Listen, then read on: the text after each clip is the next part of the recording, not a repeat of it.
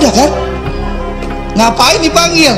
Kita ngapain ngasih panggung orang yang sudah pensiun, nggak berbuat apa-apa, lalu sekarang setelah Kejaksaan Agung melakukan penegakan hukum, dia mau jadi pahlawan kesiangan. Ya, ini kan pahlawan kesiangan. Untuk apa?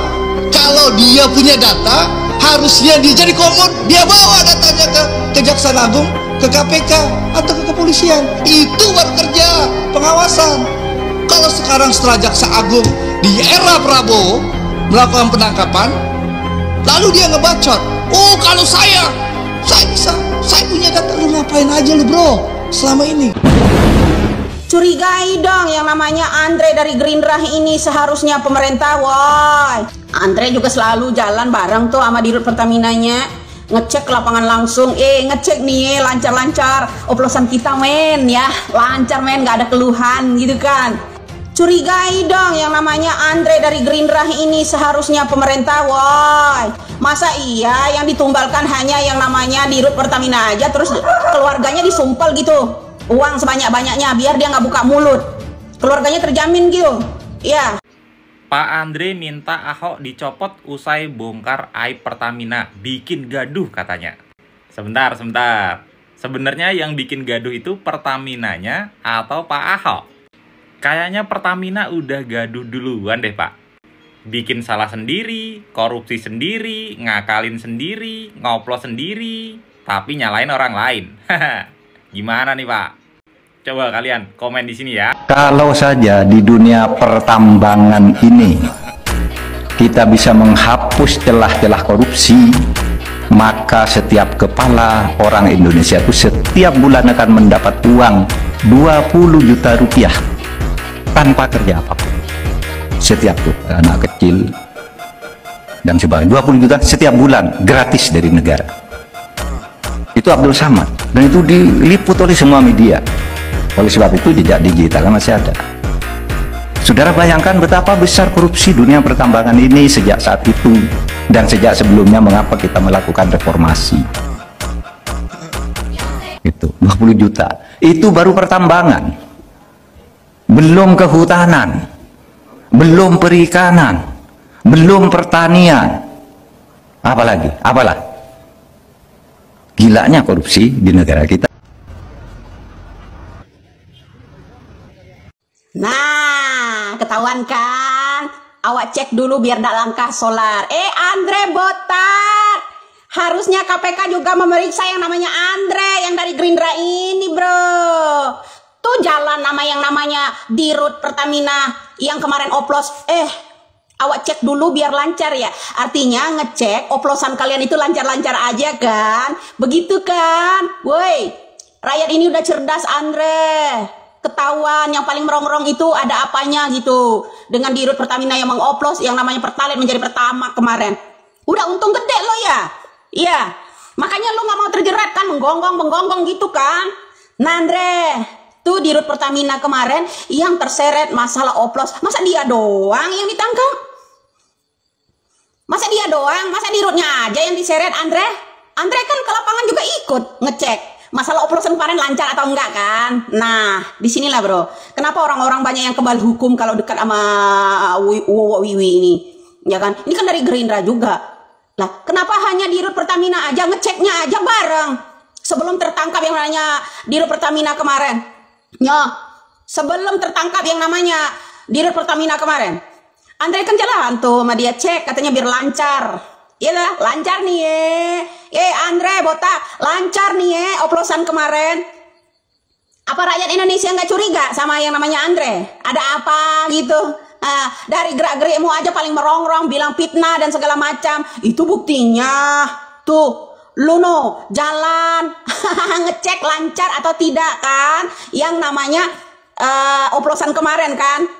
Nyata-nyata Andre oplosan kemarin merusak motor banyak ya, merusak yang namanya kendaraan mobil-mobil ini juga banyak, termasuk kita punya ada kendaraan juga yang rusak sampai sekarang nggak bisa di jalan ya, saya nggak bongkar ya. Itu paham sampai di sini ya rakyat ya. Siapa sih Andre itu sebenarnya?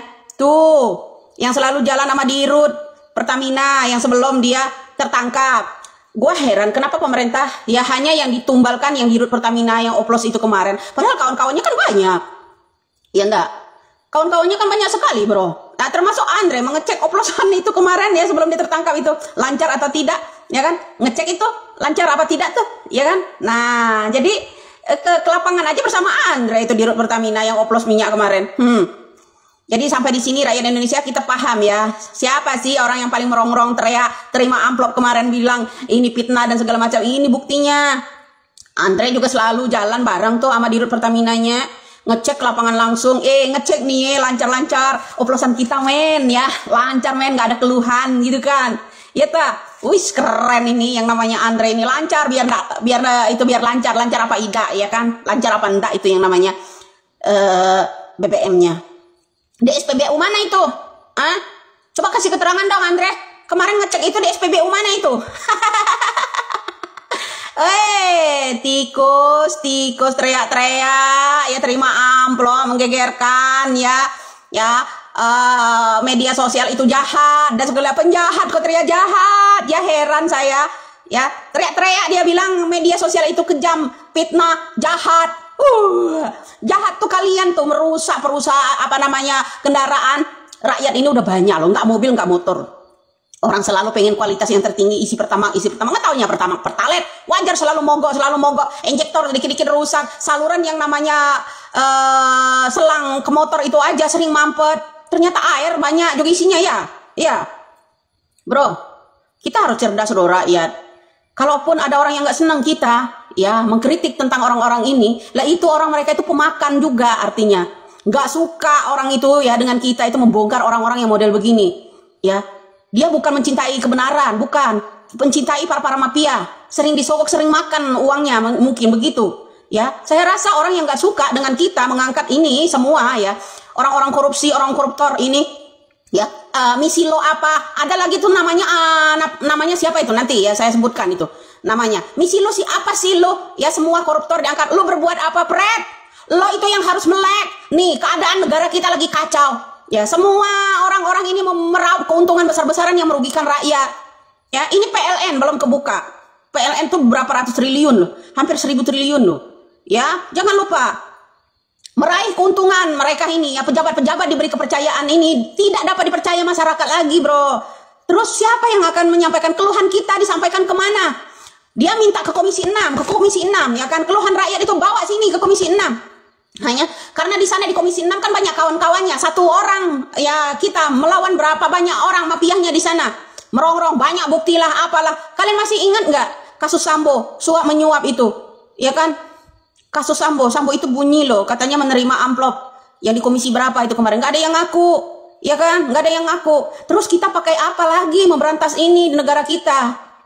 KPK nyali. Selain itu, Ahok serahkan flash disk berisi sejumlah dokumen ke Kejaksaan berkaitan kasus Pertamina. Mantan Komisaris Utama PT Pertamina Basuki Tjahjanurnama alias Ahok menyerahkan diska lepas kepada penyidik Kejaksaan Agung saat diperiksa sebagai saksi dugaan korupsi tata kelola minyak mentah. Perangkat itu melengkapi jawaban atas 14 pertanyaan yang diajukan penyidik dalam 10 jam pemeriksaan kemarin. Ahok mengatakan isi flash disk tersebut berupa agenda rapat saat ia menjabat sebagai Komisaris Utama PT Pertamina beserta topik pembahasannya. Nanti beliau akan cek. Jika kurang paham mungkin kami akan bantu jelaskan, ujar dia melalui pesan singkat Jumat 14 Maret 2025. Untuk data lebih lanjut, Ahok mengatakan penyidik akan meminta langsung kepada Pertamina. Ia tidak membeberkan berapa besaran dokumen yang ia serahkan, sehingga membutuhkan waktu lama saat pemeriksaan. Penyidik Kejaksaan Agung sedang mengusut kasus dugaan korupsi tata kelola minyak mentah Pertamina yang terjadi pada 2018 sampai 2023. Sementara Ahok adalah Komut PT Pertamina pada periode November 2019 sampai Februari 2024. Kejaksaan telah menetapkan sejumlah petinggi PT Pertamina Patraniaga, anak usaha dari Pertamina, dan pihak swasta. Namun Kejaksaan juga telah memeriksa sejumlah orang dari holding Pertamina hingga Kementerian SDM selaku pengawas. Hasil penyidikan mendapati adanya kecurangan dalam proses penggandaan impor produk kilang oleh PT Pertamina Patraniaga saat membeli RON 92 atau Pertamax, minyak yang datang justru RON 90 atau yang di bawahnya.